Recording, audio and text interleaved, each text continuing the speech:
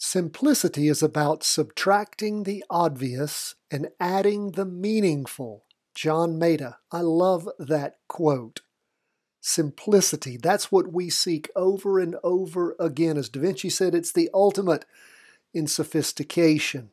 And as Einstein said, keep it simple as possible, but not simpler. Do you notice all these geniuses that focus on simplicity? Why? Because of Occam's razor. Occam's razor tells us that the more complicated a decision-making process is, the more likely it is to be wrong. That's why we choose very simple charts with very, very good indicators. Our primary one is the price percent oscillator. In fact, I'm going to attach to the show notes the training that we have on the price percent oscillator. If you've taken it, great. If you haven't, it's going to be there for free. I want you to take it. If you've taken it and haven't taken it in a while, take it again. It'll just take a few minutes to sit through, and it will give you so much good information to understand why we use it instead of the MACD, the Moving Average Convergence Divergence Indicator. This is a percentage form of that, which gives you all sorts of advantages. It allows you to compare similar stocks or ETFs. And again, it is not bounded, so it gives you the ability to use it against other commodities. If you're looking at various commodities, an index compared to a stock within that index, those types of things. So very, very helpful. Now, what did the market do today? Well, it was a very low volume day, right? Because most people are on holiday in the United States. So the market, you could expect some volatility. And what happened? Well, of course, we saw stocks down a little bit. Gold and bonds down big. We'll talk about that, but we do have a weekly vertical crossover. Ding, ding, ding, ding, ding. Alarm bells should be going off. That is some wonderful news. We'll talk about that too. We've been waiting for that for a while. What do we see going on? Let's jump right into things. We look at our weekly chart. We had a weekly vertical crossover, if you guys recall, at the end of last week on 6/28/19. Now, we did not have the derivative oscillator flip over at the same time. We like to see that happen. It did not happen, but it did over the course of this week. It went green, the derivative oscillator. And when we look, I'm going to move the crossover out of the way, but when we look at the week, we can see that the candle itself was stronger and went higher, and as did the wick on top. That went stronger and higher also in this week's candle, so that is good to see. We go to the two-day chart. Of course, the two-day chart crossed over going up way back on the 12th of June, and it went up for many days, then sideways for many days, and then up. What do we see going on this latest candle? Now, it's only the first day of the latest two-day candle. The last one closed on Wednesday. This one will represent Friday and Monday. Remember, markets closed in the States on Thursday for the 4th of July. It's a red open box candle. Means things are flat and pulling back. Of course it is, because the S&P was down on this low volume day, 0.18%. Derivative oscillator still strong. Price percent oscillator still strong, going up. Derivative oscillators lost a little bit of energy, but as far as our bigger charts go, things are still nice and strong. What's going on the 4-hour chart? It's still heading up also. Down in the morning, bit of a recovery on our Heikin-Ashi candlesticks in the afternoon. Remember, big day that we saw on Wednesday, up in the morning and the afternoon, a bit of a leveling off. Remember, we had that jumping in point in the morning. It crossed over in the afternoon. Then we had things continue up, had a jumping in point in the afternoon on Tuesday, somewhere around that 195.15 mark, we'll say around the opening. And of course, where did things close? They closed at, this is weird. I always say 1 when I'm talking about the S&P, and it's always 200 and something. So we had the jumping in point on the S&P somewhere around 295.15. And where did things end up closing at the day? Close, the last was 197.77. So within a very short two-day period, we've seen appreciation of about $3.77 per share. So that's good For all of you who are in that practice trade, we like to see that. Remember, even our 4-hour chart still decent, but the 2-day and the weekly still strong on the S&P, despite the little bit of a pullback over the course of the day on Friday. That's the way we like to see it. What do we see going on the Qs? This is where our weekly vertical crossover, ding, ding, ding, ding, that has occurred. So we will mark that. What does this mean for you? It means that you pay attention to what is going on Monday morning to see what things look like around 10:30, so you can potentially jump into an up trade on the Qs.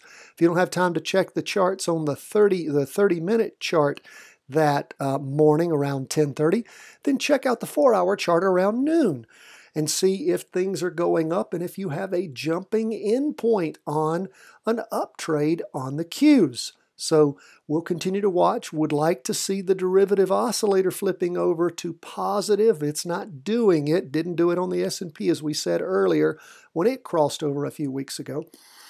So we'll the week before last. So we'll continue to keep an eye on things and see how that develops.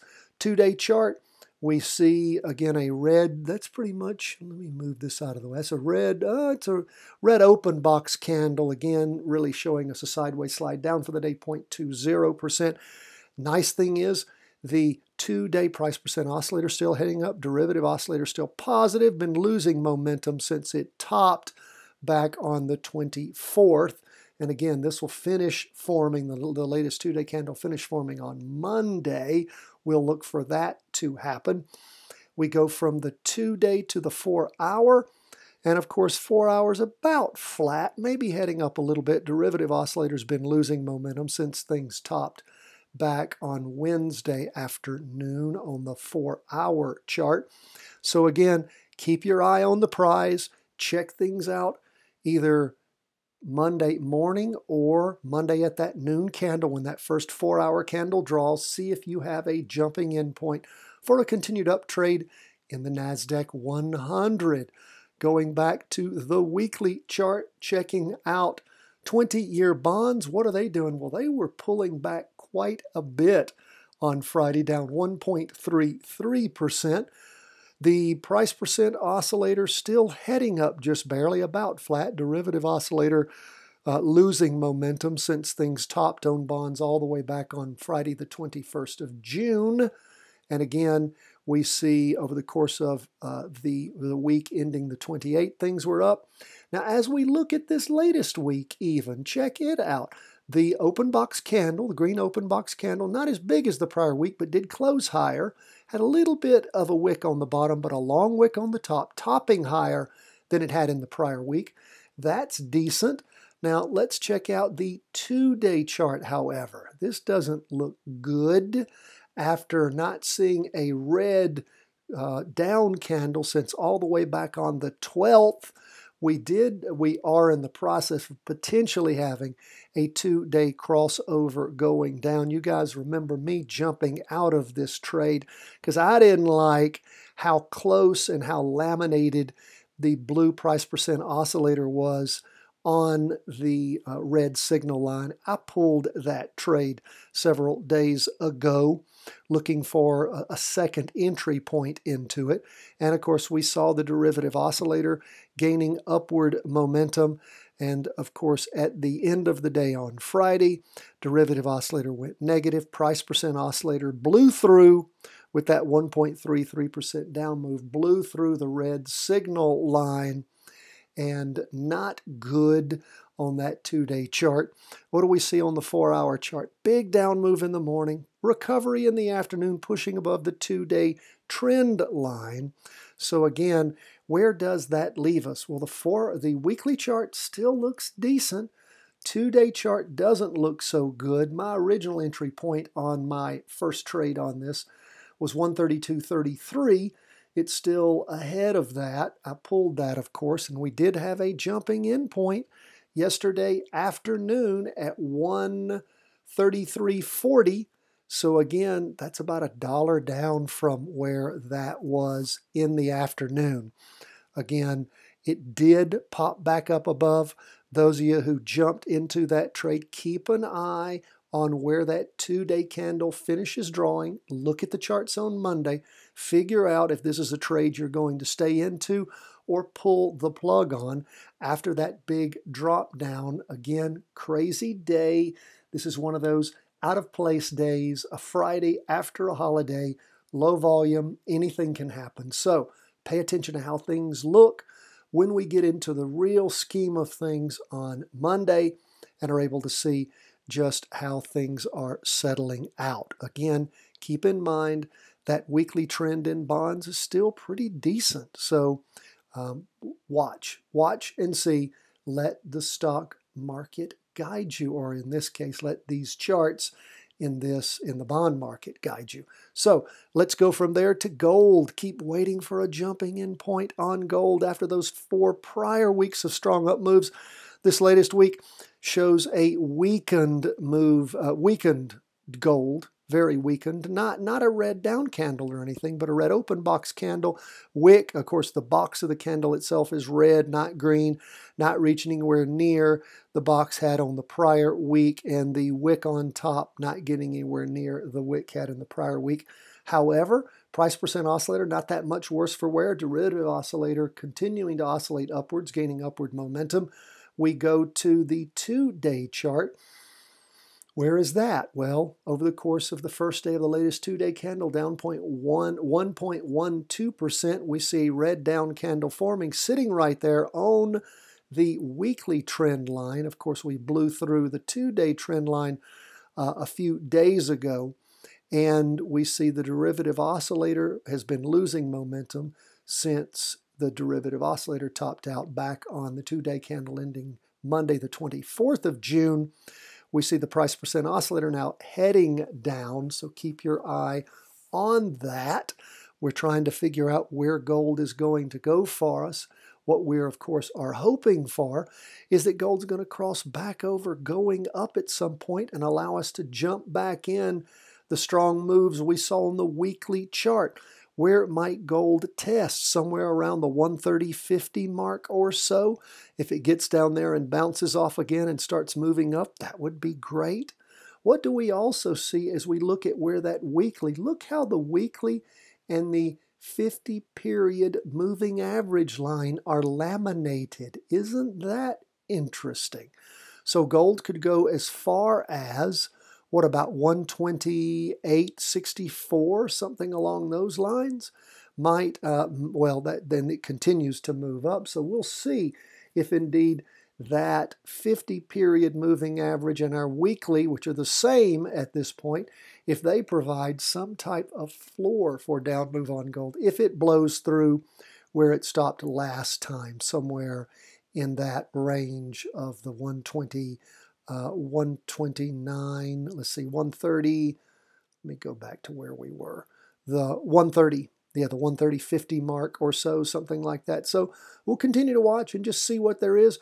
We don't have a trade in gold until the 4-hour chart crosses over, giving us an entry point, and we'll see if and when that occurs. Maybe gold's blown its stack and it's just going to keep moving down. We'll see. We'll let the charts guide us. Folks, that's where we are as we end the day on Friday, the 5th of July, and go into this new full week that we shall have. And we so appreciate you being with us. Again, we're going to attach to the show notes of our email that's going out today the link so that you can take our price percent oscillator training. If you're not signed up, then go do that. Easy to do. All you have to do is put in your name and email address at chartingwealth.com, and you will be signed up and will receive once a day our daily review and forecast, and then once a week this weekly review. We call it the comprehensive review and forecast. And again, we'll provide that to you at no cost. If you do want to support the efforts we have here, that texting service is going to be sending out a text today to everyone in the States. We can't send it overseas, but hey, if you're listening to this program, you know there's a weekly vertical crossover going up in effect on QQQ, the NASDAQ 100, so be aware. If you live in the States, you can sign up for that texting service. You simply text the word Charting Wealth, one word, to the number 33222. Again, in your show notes for subscribers are the directions on how to do that. That's a free service that we provide. If you're interested in helping us with the costs of the bandwidth that we use up, the different services we have that we provide to you, you can, of course, support us by purchasing our book. Or if you want to be a special member, you, of course, can be one of our Patreon supporters. And don't forget, all Patreon members or people who want to join over the course of this weekend prior to Wednesday, we do have our monthly question and answer call-in, a live participation call-in with me. That will happen on Wednesday, 12:30 Eastern Daylight Time. Instructions have already gone out to our Patreon members. We'll send out another set of instructions to them again, along with instructions to all of our new members on how to participate. And please, Patreon members, email me the stocks and ETFs you would like me to review for you in this month's special review. We do that every month. And don't forget, Patreon members, we have done the latest quarterly review. We sent that out to you this last week. As the month changed, that was the second quarter that ended. And for those of you, if anybody listening to this is a Patreon member and you haven't seen the emails that we have sent out to you, please, by all means, write us. Check your spam filter first, because I do always try to include all of our Patreon members. I don't take people off our list unless they drop, and we have had almost none of that. So I do appreciate the loyalty, the long-standing commitment of our Patreon members, and we'll continue to provide you with all this important information. If you haven't purchased our book, that's another great way to support us. You'll see a link in the show notes. If you live overseas, email us, cw@chartingwealth.com. We'll mail that book to you wherever you are in the world. I'll email you back a PayPal invoice, and you can pay for the book and get it. Folks, that's where we are as we end the day on Friday. Hope that all our folks in the States had a wonderful holiday. God bless you all. We'll be back to you on Monday. All the best from the whole team here at Charting Wealth World Headquarters.